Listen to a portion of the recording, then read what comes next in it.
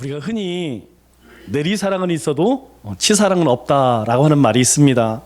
이 말의 의미는 무엇이냐면 윗사람이 아랫사람을 사랑하기는 해도 아랫사람이 윗사람을 사랑하기는 참 힘들다, 그런 말이죠. 사랑의 근원이신 하나님께서 예수님에게 그 사랑을 흘려 보내주셨습니다. 그리고 그 예수님께서는 오늘 우리 가운데에 그 사랑을, 그 은혜를 우리에게 흘려주십니다.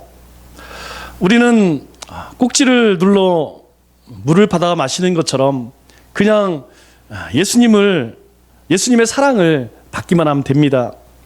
예수님의 사랑을 받아서 우리도 또 누군가에게 그 사랑을 그렇게 흘려 보낼 수 있죠. 그런데 우리는 사랑받는 것에 너무 서투릅니다. 하나님께서는 우리에게 풍성한 그 사랑을 베푸시기를 원하는데 우리는 그 사랑을 받아서 누리기에 참 어색해해요. 또 꼭지를 누르는 방법을 잘 알지 못합니다. 하나님의 거룩한 자녀로서 사는 사람이라면 이런 질문을 다 가지고 계실 거예요. 나는 어디에 마음을 쏟고 있는가? 내 마음은 어디를 향하고 있는가? 나는 무엇을 기대하며 살고 있는가? 세상이 발달할수록 비례해서 사람들은 점점 더 타락해 갑니다. 풍요로운 생활을 누릴수록 더욱더 정욕의 노예가 되어가고 있죠. 얼마 전 우리 모두를 경악해 했던 고유정 사건 다 기억하실 겁니다. 이 사건을 통해서 다시 한번 우리가 얼마나 악한 존재인지 확인시켜주는 그런 사건이었죠. 우리는 이런 비정하고 잔인한 세상 한가운데 살아가고 있습니다. 그런데 놀라운 것은 하나님의 자녀인 그리스도인들이 이 세상에 우리의 마음을 죄다 빼앗기고 살아가고 있다는 것입니다. 성경은 분명하게 우리에게 이렇게 말씀합니다. 우리 누가복음 10장 27절 말씀을 보면 내 마음을 다하며 목숨을 다하며 힘을 다하며 뜻을 다하여 주 너의 하나님을 사랑하고, 하나님께서는요 하나님의 백성들로 하여금 내 마음을 다하고 목숨을 다하고 힘을 다하여 주 너의 하나님을 사랑하라, 그렇게 말씀을 하십니다. 그런데 오늘 이 시대를 살아가는 우리의 모습은 그렇지 못합니다.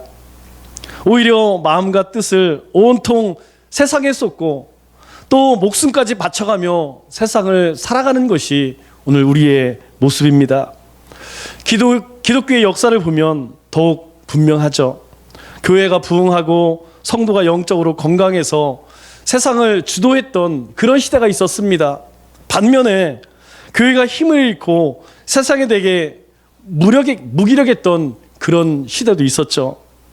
한 가지 공통적인 사실이 있습니다. 그 공통적인 사실이 무엇이냐면 복음의 정체성이 분명했느냐, 교회의 정체성이 분명했느냐, 성도로서의 정체성이 분명했느냐 하는 것이죠. 세상 환경에 순응하고 집착했던 시대는 여지없이 복음의 암흑기였습니다. 반면에 우리가 교회가 또 하나님의 사람들이 세상을 쫓아가는 것이 아니라 세상을 주도했을 때에는 복음의 전성기였다는 사실입니다. 여러분, 세상 유행은 그리 오래가지 않습니다. 세상의 가치관 치고 100년, 한 세기 이상 이어지는 것을 본 적이 없습니다.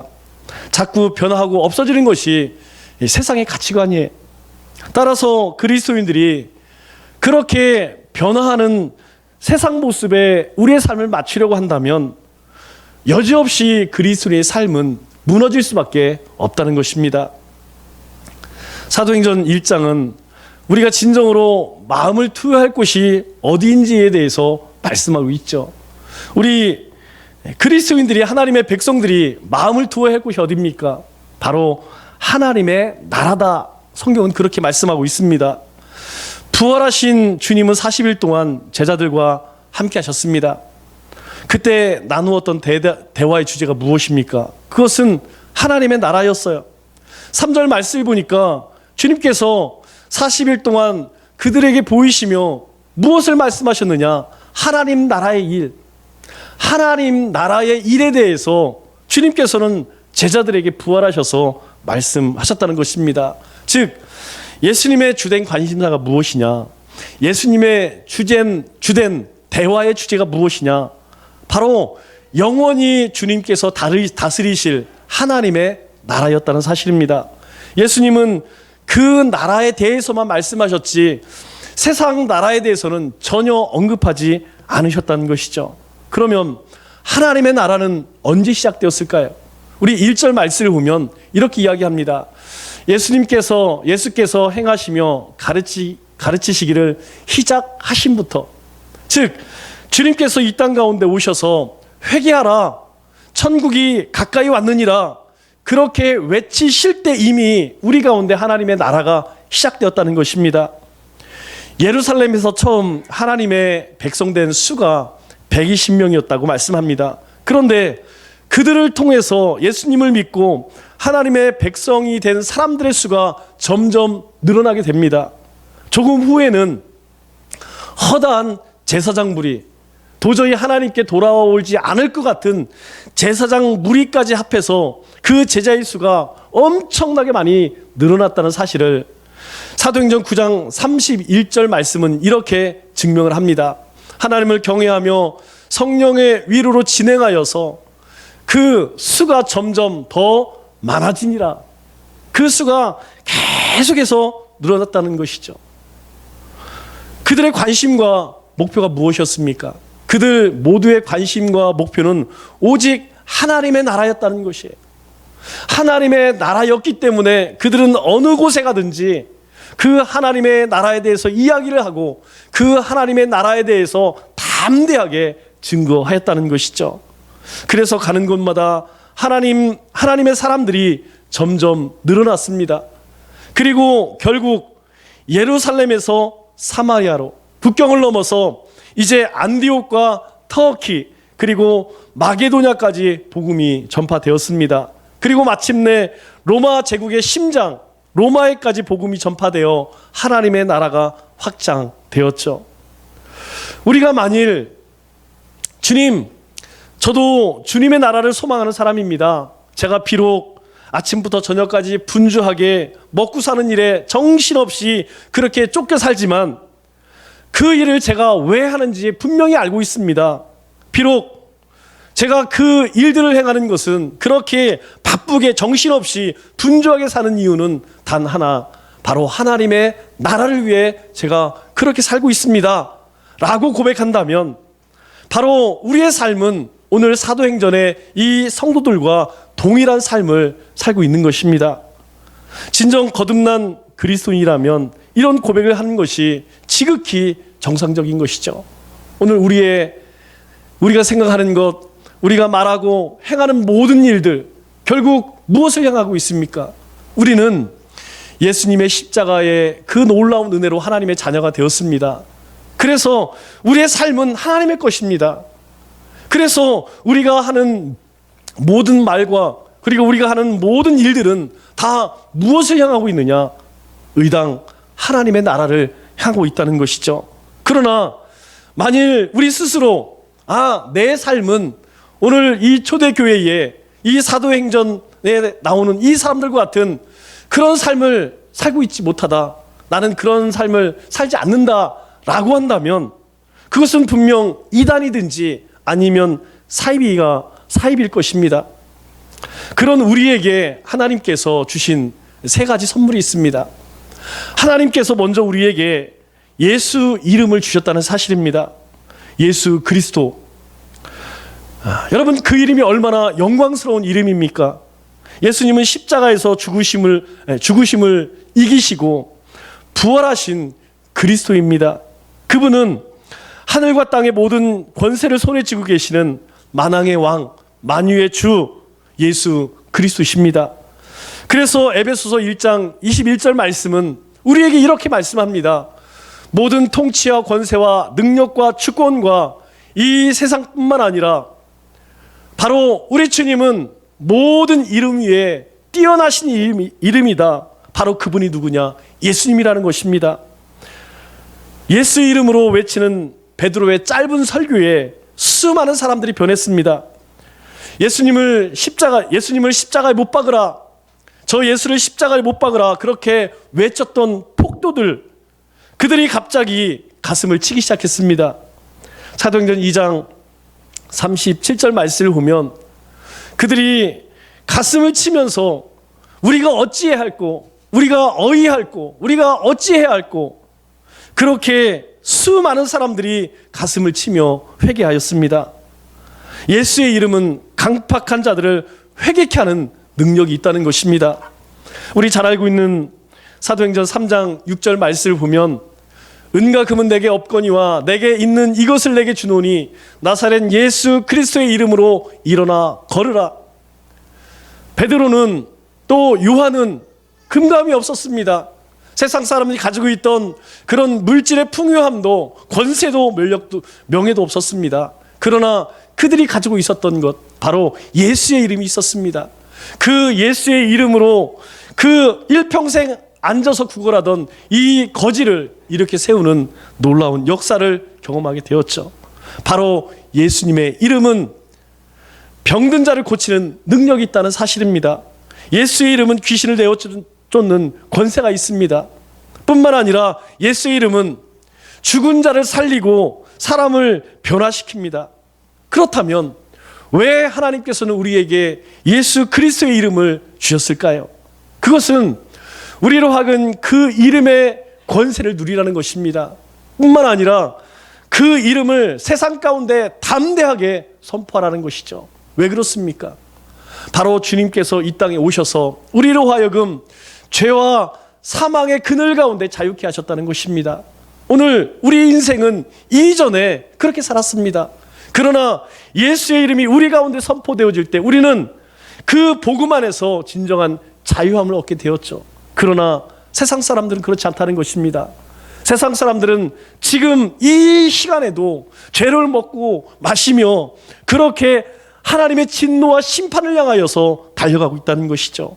그래서 우리에게 그 이름을 선포하라는 것입니다. 그러면 죽은 자가 살아나고 병든 자가 치유되고 귀신 들린 자가 쫓겨가고 죄악에 빠진 자가 회개하는 놀라운 역사가 일어난다는 것입니다. 그러나 불행하게도 이 영광스러운 이름을 우리 모두는 가지고 있으면서 그 이름의 능력을 경험하지 못한 사람이 우리 가운데 너무 많다는 것입니다. 한 통계에 따르면 1년 내내 복음을 단 한 번도 전하지 않은 사람이 무려 신자의 98%가 된다고 합니다. 왜 이런 통계가 나왔을까요? 여러분, 98%가 이 복음의 능력, 예수 그리스도의 이름을 증거한 것이 아니고 단 2%만이 예수의 이름을 선포했다는 것입니다. 그것은 예수님의 능력을 아직 경험하지 못했기 때문이라는 것입니다. 내 삶에 예수님의 이름을 붙들지 않기 때문에 우리의 삶에 엄청나게 많은 시련과 어려움들과 고난이 찾아오지만 우리는 그런 문제 앞에서 예수님의 이름을 선포하지 않았다는 것입니다. 내 힘으로, 내 능력으로, 내가 가진 것으로 그것을 해결해야 했기 때문에 우리는 그 이름의 능력을 경험하지 못한다는 것입니다. 내가 예수님의 이름을 경험하지 못하였기 때문에, 예수님의 그 이름의 능력을 경험하지 못했기 때문에 어찌 다른 사람 앞에 그 이름을 선포하겠습니까? 그렇기 때문에 먼저 우리는 우리 자신을 향하여서 그 이름을 붙들어야 합니다. 여러분, 아무리 힘들고 어려운 일들, 그리고 내 삶을 막는 장애물이 있을 때에, 나를 고통스럽게 하는 삶의 문제들이 있을 때에 여러분, 예수 이름을 붙드십시오. 그 예수 이름을 외치십시오. 그러면 죽은 자가 살아나는, 안진뱅이가 일어나는, 그리고 귀신 들린 자가 쫓겨가는 놀라운 생명의 역사, 구원의 역사가 우리 가운데 일어날 것입니다. 두 번째로 하나님께서는 우리에게 성령의 권능을 주셨습니다. 우리 8절 말씀을 보면 오직 성령이 너희에게 임하시면 이라고 말씀해요. 주님께서 승천하실 때에 너희는 빨리 나가서 복음을 전해라, 전도해라, 너희가 열심히 사역해라, 이런 말씀 하지 않으셨습니다. 내가 너희에게 약속한 성령을 보내기까지 너희는 열심히 기도해라. 그때까지 기다리라. 만일 너희 가운데 성령이 임하면 너희 가운데 권능이 임할 것이다. 너희가 권능을 받을 것이다. 그럴 때에 너희가 땅끝까지 이르러 내 증인이 될 것이다. 여러분, 우리가 어떻게 그 이름을 세상 가운데 담대하게 선포할 수 있습니까? 바로 우리 가운데에 성령의 권능을 덧입을 때 가능하다는 것입니다. 이 말의 의미가 무엇입니까? 하나님께서는 우리에게, 여러분 한 사람 한 사람에게 이 성령의 권능을, 성령의 능력을 주시겠다고 그렇게 약속하셨습니다. 분명 성령은 우리에게 오셨고 우리 안에 계십니다. 여러분 이 사실을 다 믿으실 거예요. 만일 이 사실을 믿지 않는다면 이 자리에서 하나님을 예배할 필요가 없겠죠. 우리가 하나님을 예배한다는 것은, 우리가 하나님의 말씀을 듣는다는 것은, 우리가 하나님께 기도하고 또 순종한다는 것은 우리 안에 성령님이 계신다는 증거입니다. 이것을 믿으면 우리는 나는 능력을 받지 못했기 때문에, 나는 은사가 없어서, 나는 사람들 앞에 설 자신이 없어서 복음을 전하지 못합니다 라고 하는 말은 우리가 쉽게 할 수 없겠죠. 왜 그렇습니까? 바로 성령이 이미 우리 안에 계시기 때문입니다. 성령이 이미 우리 안에 계시기 때문에 우리의 삶에는 의당 이 성령의 능력이 나타나야 하는 것입니다. 그런데 왜 우리 안에 성령이 계심에도 불구하고 이 능력이 나타나지 않을까요? 그것은 순종하지 않기 때문입니다. 믿지 않는 사람들을 만날 때에 여러분, 우리 안에 있는 성령님께서 뭐라고 말씀하시나요? 야, 저 옆에 믿지 않는 사람이 있으니까, 불교 절에 다니는 사람 있고 또 저기 하나님의 교회 다니는 사람이 있으니까 빨리 피해. 여러분, 혹시 여러분 마음 가운데 성령님이 그렇게 말씀하시나요? 아닐 것입니다. 만일 이 사람이 하나님을 모르는 사람이라는 것을 알게 되면 우리 안에 성령님께서 뭐라고 말씀하십니까? 한번 예수님 전해봐. 한번 복음 전해봐. 혹시 교회 다니시는지 한번 물어봐. 그런데 우리는 어떻게 합니까? 그렇게 성령님께서 말씀하심에도 불구하고 전할까 말까 그렇게 망설일 때가 얼마나 많은지 모릅니다. 우리가 갈등하고 고민하는 사이에 복음을 전할 그 기회를 잃어버린 적이 얼마나 많습니까? 성령님께서는 우리가 안 믿는 사람들을 만나게 될 때에 속삭이듯 우리에게 말씀합니다. 빨리 전해. 한번 물어봐. 그럼에도 불구하고 우리는 그 성령님의 음성에 거부를 하죠. 그래서 우리에게 성령의 능력이 나타나지 않는 것입니다. 우리 발전소에서 이 전기를 만들어낼 때에 수천 킬로와트의 전력을 만들어냅니다. 그리고 이 전선을 통해서 가정까지 공급이 되죠. 그러나 발전소에서 아무리 엄청난 전력을 발전한다 할지라도 집에 있는 스위치를 켜지 않으면 아무 소용이 없어요. 이 전선에는 수백만 와트의 전기가 흐릅니다. 그러나 그 전기를 사용하기 위해서는 내가 스위치를 켜야만 그 전기를 내가 사용할 수 있다는 것이죠. 성령도 마찬가지라는 겁니다. 성령은 우리 안에 계십니다. 그러나 우리가 순종의 스위치를 켜지 않으면 성령님은 우리 안에서 역사하지 못한다는 것이죠. 순종하지 않으면 여러분, 우리는 일평생 주님을 믿으면서도 하나님 주님께서 행하신 그 기적을 우리는 경험할 수 없습니다. 그러므로 성령님께서 우리 가운데 감동 주실 때에 여러분 미루지 말고 순종해야 합니다. 순종하면 성령님께서 우리를 통해 엄청난 일들을 행하십니다. 내가 행하는 것이 아닙니다. 여러분 꼭 기억하세요. 내가 하는 것은 하나님의 일이 아닙니다. 내가 할 수 없는 일, 그것이 하나님의 일이라는 거예요. 왜 그렇습니까?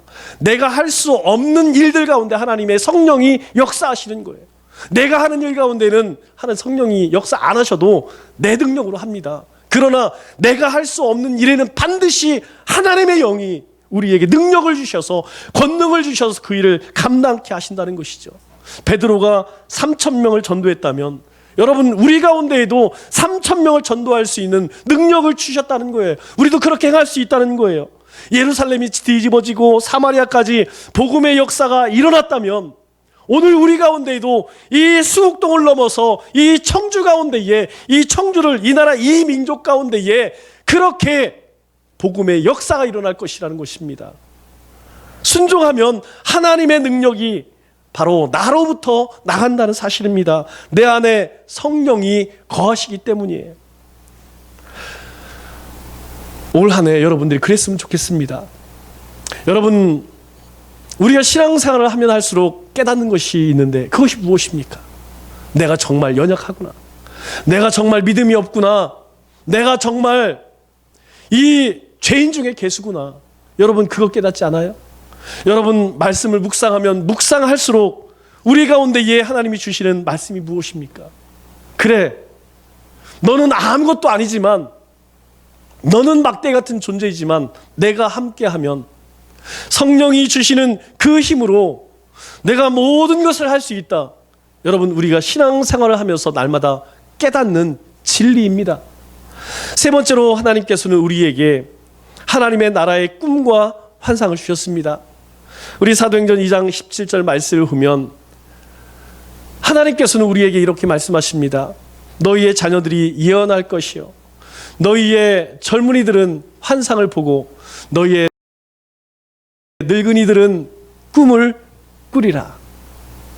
여기에 등장하는 꿈이나 환상이나 예언은 하나님 나라에 대한 꿈이요, 환상이요, 예언이라는 것입니다. 그러므로 하나님의 나라를 위해 살기 원한다면 항상 하나님의 백성들 마음 가운데에는 하나님의 나라에 대한 그림을 그려야 한다는 것이죠. 그것을 어떻게 할 수 있죠? 그것을 알 수 있는 쉬운 방법은, 여러분, 만일 우리 가운데에 새로운 성도들이 왔어요. 우리 가운데에 믿지 않는, 하나님을 몰랐던 사람이 우리 교회를 찾았습니다. 방황하던 사람이, 방황하던 인생이 우리 교회를 찾아와서 주님을 만나고, 그리고 그 주님의 생명력으로 회복되어서 거룩한 하나님의 자녀로 살아갈 때, 여러분, 우리 마음 가운데 얼마나 큰 기쁨을 누립니까? 여러분, 우리 가운데 그렇게 하나님을 알지 못한, 또 세상 가운데서 방황하던 인생들이 하나님께 돌아오면 우리 가운데 기쁨이 있다는 것은 바로 하나님의 나라에 대한 꿈과 환상과 예언이 우리 가운데에 있다는 증거죠. 왜 그렇습니까? 하나님의 자녀들에게는 하나님의 나라에 대한 환상이 있기 때문입니다. 그래서 예수님은 우리가 이 환상과 꿈을 가지고 살도록 매일 반복하여서 주님께 기도하게 하셨죠. 그게 무엇입니까? 바로 주기도문입니다. 주님이 우리에게 가르쳐 주신 그 주기도문은 마태복음 6장 9절에 무엇라고 말씀합니까? 하늘에 계신 우리 아버지여, 그 이름이 거룩히 여김을 받으시오며. 이 말씀의 의미가 무엇입니까? 이 말씀의 의미는 그 이름, 하나님의 이름이 거룩히 여김을 받기 위해서는 하나님의 나라가 우리의 인생 가운데 임해야 한다는 것이죠.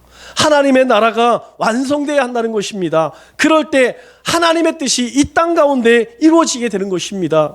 그래야 나라와 권세와 영광이 아버지께 영원히 있게 되는 것이죠. 이를 위해서 하나님께서는 우리를 어떻게 부르셨습니까? 우리 로마서 8장 5절 말씀을 보면 육신을 따르는 자는 육신의 일을, 영을 따르는 자는 영의 일을 생각하나니, 여러분은 무엇을 생각하시나요?